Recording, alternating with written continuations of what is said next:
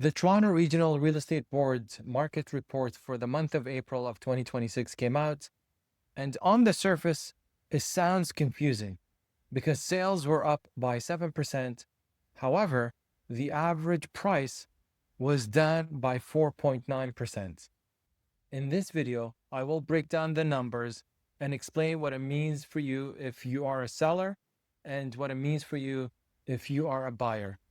Feel free to jump around in this video as I will label the chapters for the City of Toronto data. So I'll break it down into the overall city, the detached properties, semi-detached, and condo apartments.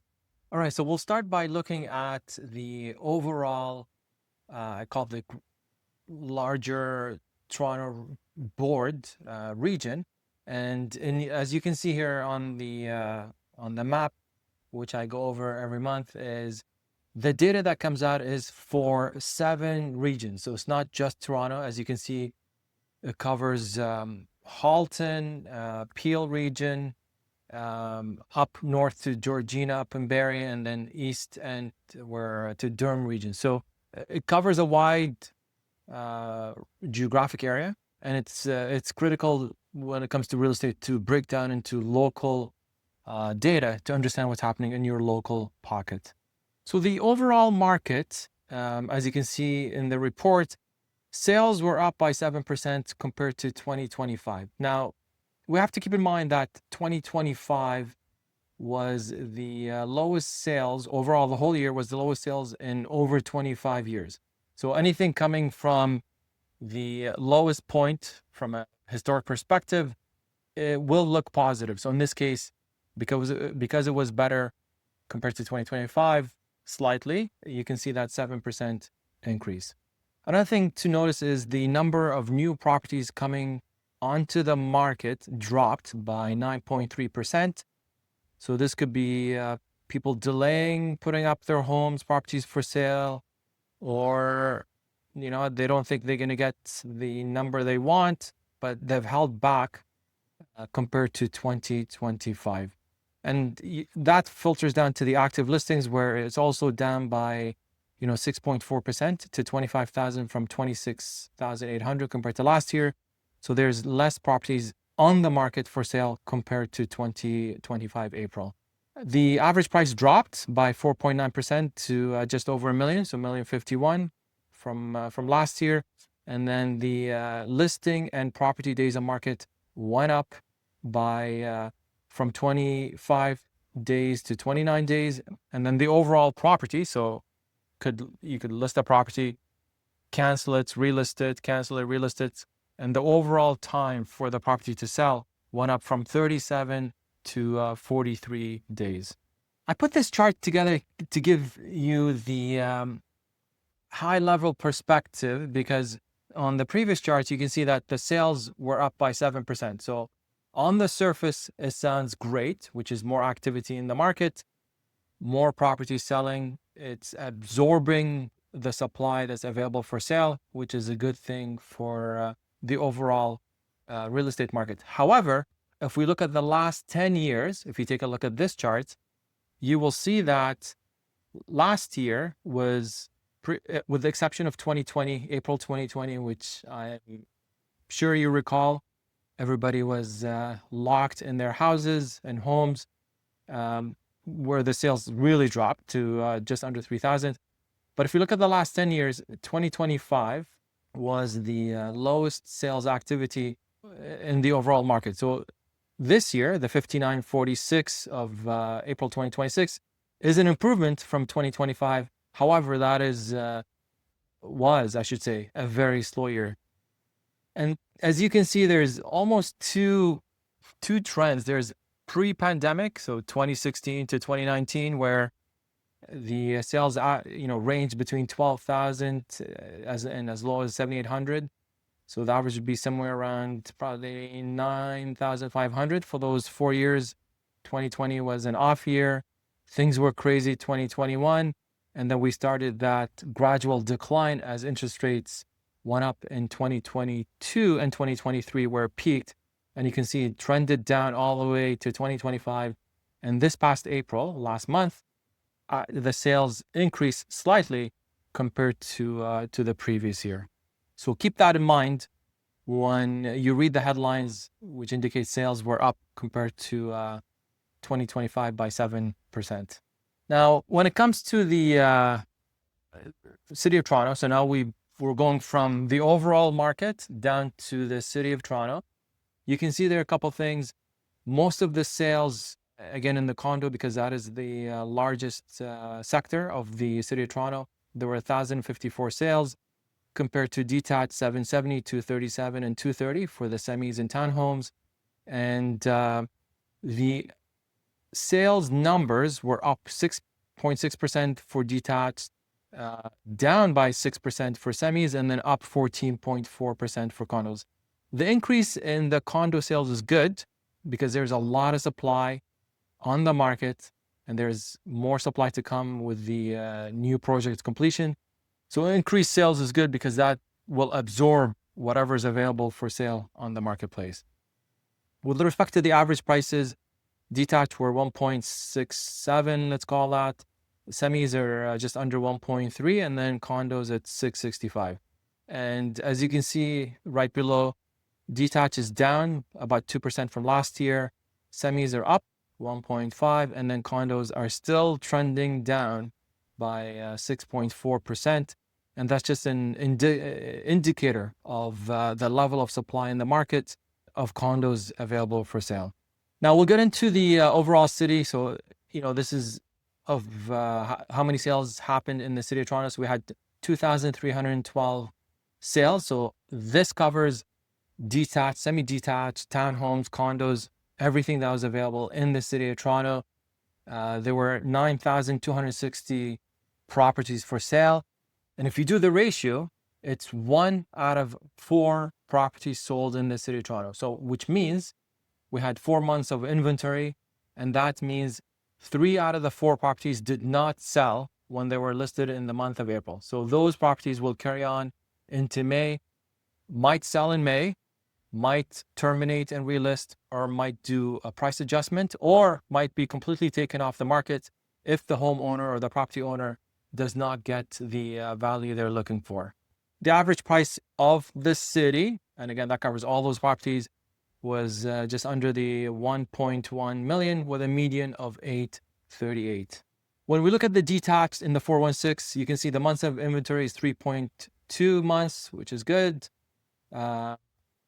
Starting to trend towards seller's market, because anything between 4 and 6 is considered balanced. Under 4 months of inventory, we get into the seller's territory, and then over 6 months is a buyer's market. So in this case, 31 homes, 31 detached out of 100 detached listed were sold in the month of April.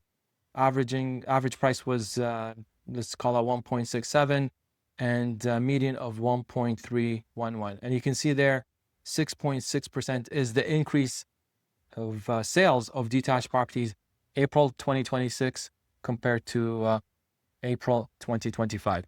So if you are a buyer, you got, if there's a good property that shows well in a good location, good school zone that you're looking for, you need to make a move and go for it. And again, buyers are being selective. They want properties that are pretty much 9 or 10 out of 10. And, from a buyer's perspective, if that property, that detached house meets your criteria, go for it. From a seller's perspective, you got to be 9 and 10 out of 10. So, do all the repairs, minor repairs, stage it very well, professional photos, and price it to attract potentially competition, because the detached properties, there's a big range. I mean, it could be 1.5, 1.6, 1.4, depending on the area of the city, and obviously it goes all the way up into the luxury market.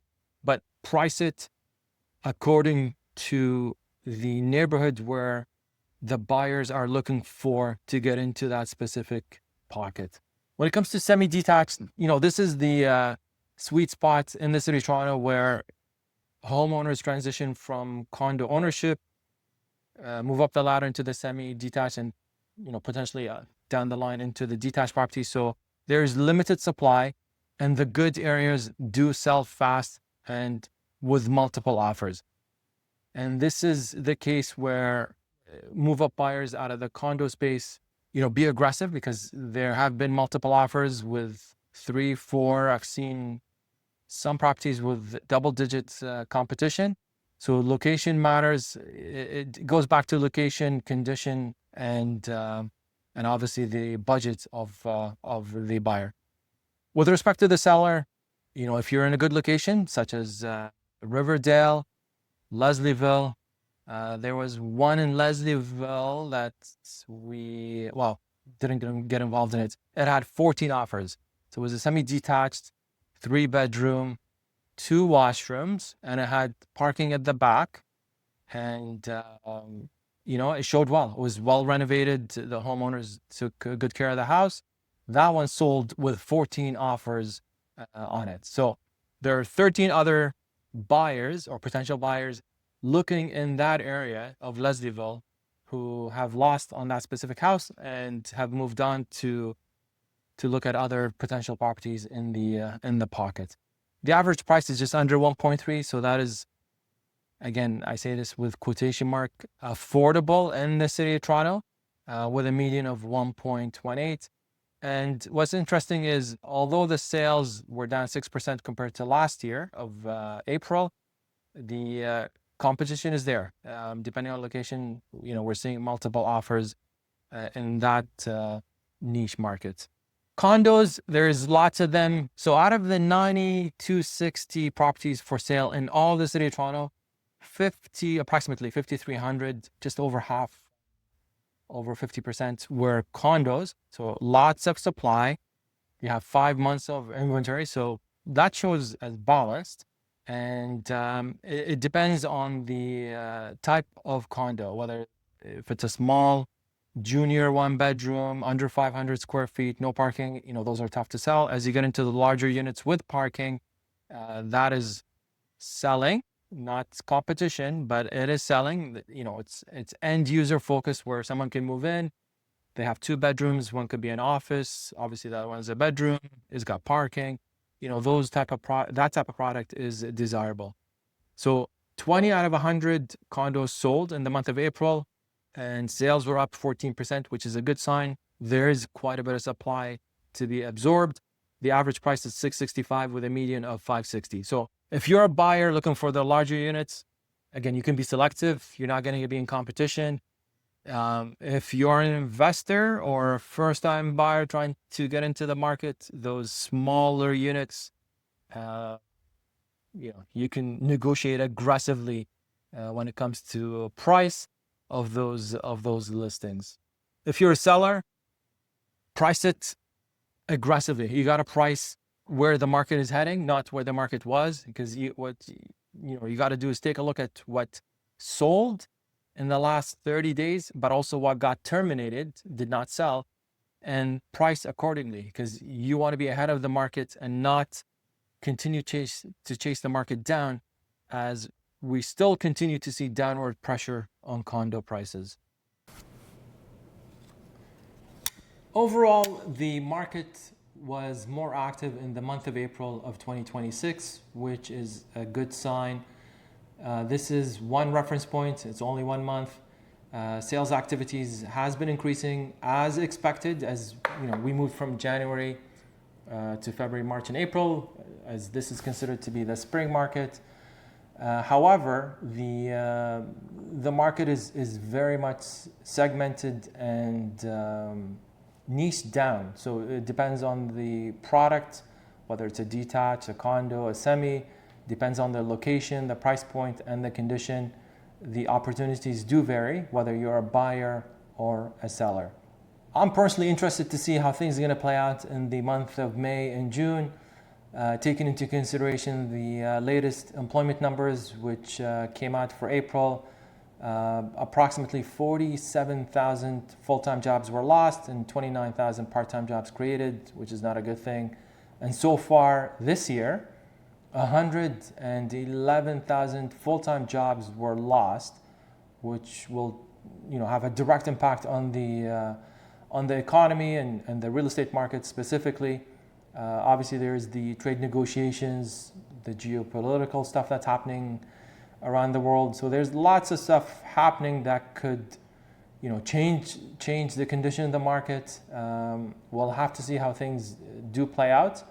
But if you are in a good employment or income position, so you have a job security and you financially qualify, there are opportunities in the marketplace. If you are moving up from your current home, if you're looking to buy your first home, there are definitely some good opportunities there with decent mortgage rates and good product available for sale. If you want to discuss your personal situation, reach out via the link below. Thanks for watching, and I'll see you in the next one.